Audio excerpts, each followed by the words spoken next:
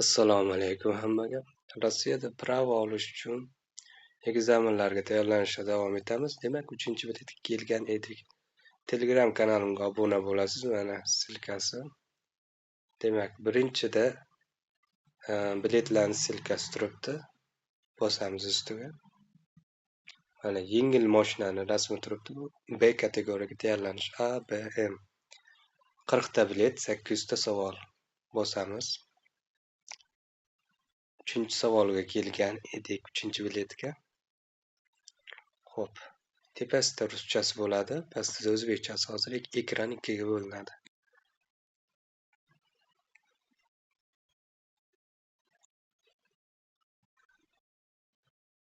Xo'p. Boshqatdan kiramiz. Xo'p. B. 3-savol. Xo'p. Bu yerdan ham bunisi o'zbekcha bo'ladi pastdagi. Перевести.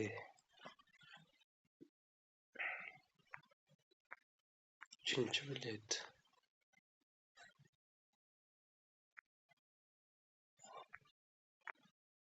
Перевести. Xo'p. 3-bilet, birinchi savolni o'qiymiz. Въезжая с грунтовой дороги на перекресток, вы попадете. Mana rasmni ko'ribmiz. Gruntli yo'ldan, tuproqli yo'ldan chorrahaga chiqqaningizda qaysi yo'lga chiqasiz deyapti savol. Mana ko'rib turibmiz. Mana variantlar. Na главная doroga. To'g'ri javob belgilab ketaman, qolgani qiziq emas. Asosiy yo'lga. Ko'karadi o'zi to'g'ri javob bo'lsa. Mana asosiy yo'lga. Hop. Ikkinchi savol. Где вы должны остановиться? Qayerda to'xtashingiz kerak? Mana stop znak belgisi turganda qayerga to'xtashingiz kerak? Demak, 3-chi перед краем пересекаем проезжей части. Mana kesishgan yo'lning chetida znakdan keyin to'xtash kerak. 3.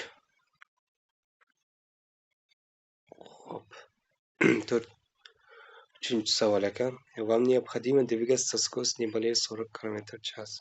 Mana yomg'ir znagini ko'rsatib qo'ygan, 40 km cheklovchi belgini qo'yib qo'ygan. Qachon shunaqa cheklangan 40 km tezlikda yurishingiz kerak deyapti.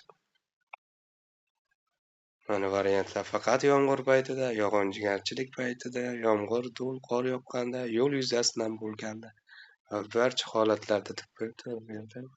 Во всех случаях, когда покрытие проезжей части. 3-si to'g'ri. Xo'p. Какой из указанных знаков устанавливается начало дороги с односторонним движением? Bir taraflama yo'llarning boshida qaysi znak qo'yiladi deyapti? O'rnatiladi deyapti. Mana rasmni ko'rib turibmiz. B. B javobi to'g'ri. Xo'p. 5-chi savol. Можно ли вам остановиться в этом месте для посадки или высадки пассажиров? Bu yerda deyapti, yo'lovchini tushirib chiqarish, to'xtashingiz mumkinmi deyapti. Можно, если при этом mumkin, agar transportni marshrutlarga xalaqtirmasangiz mumkin. Mana bu yerda ham jamoat transportlariga xalaqtirmasangiz mumkin. Xo'p. 6-chi savol. При поворот направо. O'ngga burilayotganingizda kimga yo'l berishingiz kerak deyapti? Albatta, yo'l patrul xodimiga va piyodalarga. Должен успеть дорога автомобиля выключенным проблесками маячками с звуковым сигналом, а также пешеходам. Mana militsiya xodimi va piyodalarga. Xo'p, 7-si. В каких случаях водитель не должен подавать сигнал uказательный поворот? Qaysi holatda поворотni yoqmasligingiz kerak haydovchi deyapti. Albatta, boshqa yo'l harakat ishtirokchilarini chalg'itadigan holat bo'ladigan bo'lsa, yoqmaslik kerak. Faqat signal boshqa yo'l ishtirokchilarini chalg'itishi mumkin bo'lganda yoqish mumkin emas. Xo'p. Вам разрешено выполнить разворот направо. Rasmni ko'rib turibmiz. qanday qilib qaysi trayektoriya bo'ylab burishingiz mumkin deyapti.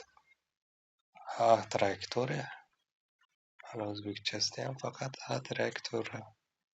Xo'p. Разрешается ли вам выполнить разворот на перекрестке показанной trayektoriya? Mana shu rasmda ko'rsatilgan trayektoriya bo'ylab qayrilish mumkinmi deyapti. Yo'q, albatta taqiqlanadi. Ko'rib turibmiz. Taqiqlanadi.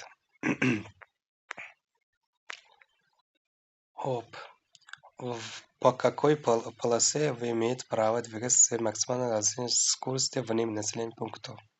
Aholi punktidan tashqarida qaysi qatorda maksimal tezlikda harakatlanishingiz mumkin deyapti. Faqat o'ng tomonda. Только по правой. В каком случае водитель может начать обгон, если такой маневр на данном участке дороги не запрещен? Qaysi holatda haydovchi obgonni quvvatishga boshlashi mumkin deyapti.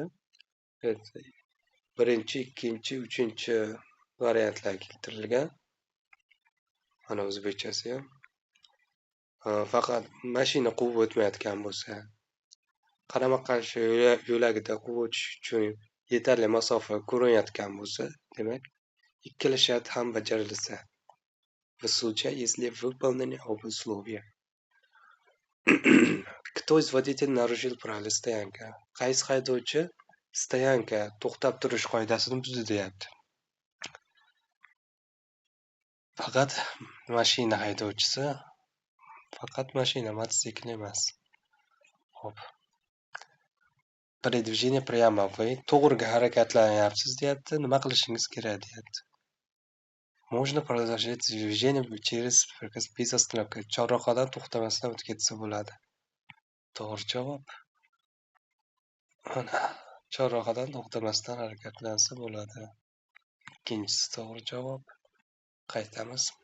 Вы намерены повернуть направо ваши действия. Siz o'ngga burilmoqchisiz deyapti. Siz nima qilasiz deyapti. Rasmda ko'rib turibmiz. O'ngga burilmoqchisiz. Первый, birinchi bo'lib o'tasiz demak. Rasmga yana bir marta qaraymiz. O'ngga burilmoqchisiz. Birinchi bo'lib. Xo'p.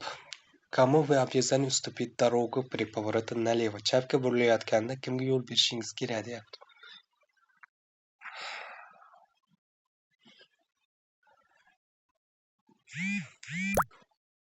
Xo'p, adashmasam, 2 tramvay va lегковой avtomobil edi. Yo'q, adashmam. 3 ekan. Hech kimga ekan.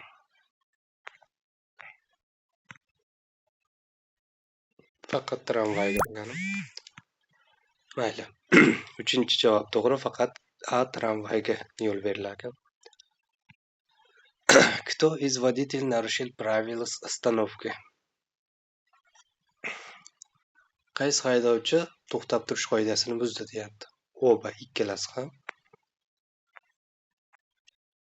Bu yerda ham qaysi haydovchi to'xtash qoidasini buzdi deyapti. Ikkalasi ham. Какие оборудования должно иметь механическое транспортное средство, используемое для обучения вождения? Xo'p, savolni o'qiymiz. Haydashni o'rgatish uchun foydalanadigan avtoulovda qanday jihozlar bo'lishi kerak deyapti. Qo'shimcha derbichli avtomobil uzatma transport vositalari tashqari va tormoz pedallar. Haydash o'qituvchisi uchun orqa ko'rinish oynasi, o'quv avtomobili belgilari. Qisqasi barchasi sanab o'tilganlar menimcha. To'g'ri. Barchasi.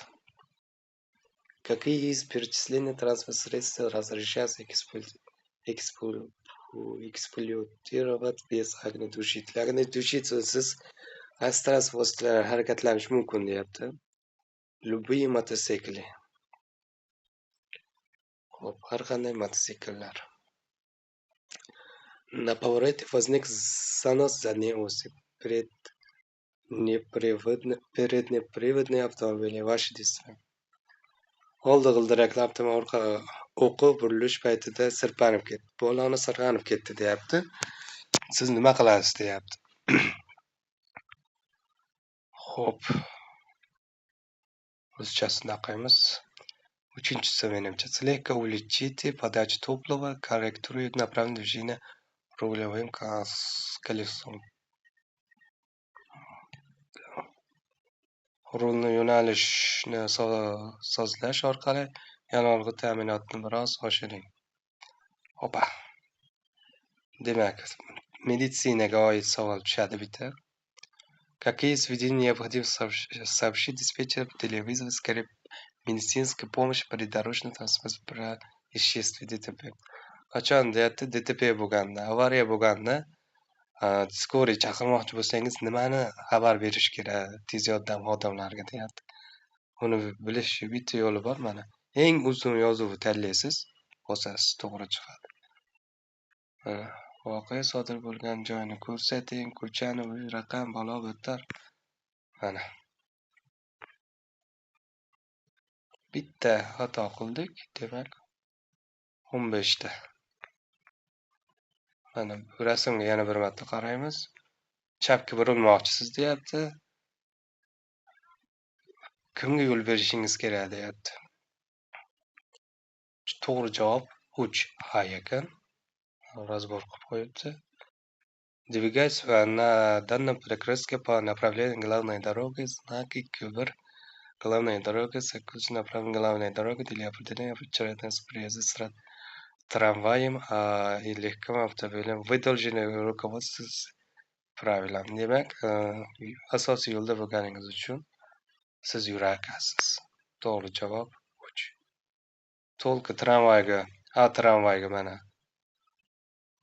chapdagi tramvay o'tkazib yuborib, keyin harakatda davom ettirasiz. Sog' bo'ling, salomat bo'ling, YouTube kanalimizga obuna bo'ling. Izohlarda fikringizni qoldiring.